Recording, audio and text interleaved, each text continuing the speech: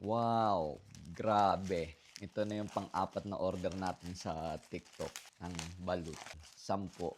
Yung in-order natin is mix. Ibig sabihin ito, kulay pula, spicy, at saka ito yung dilaw. Ito yung original.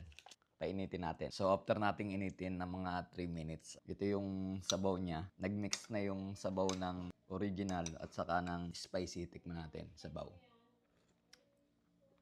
Sarap. And then, tikman natin itong isang pinakamalaki. Tapos, lagyan natin ng asin. And then, sausaw sa suka. First bite ulit.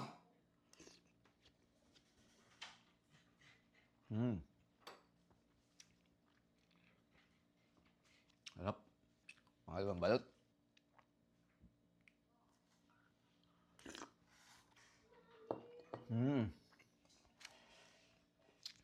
Sarap.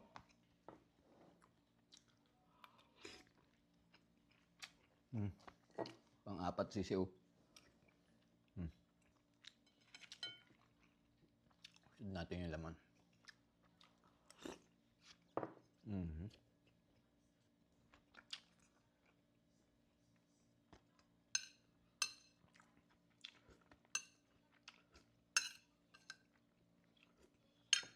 So, napakasarap niya. Tinala ko yung 6. Ayan.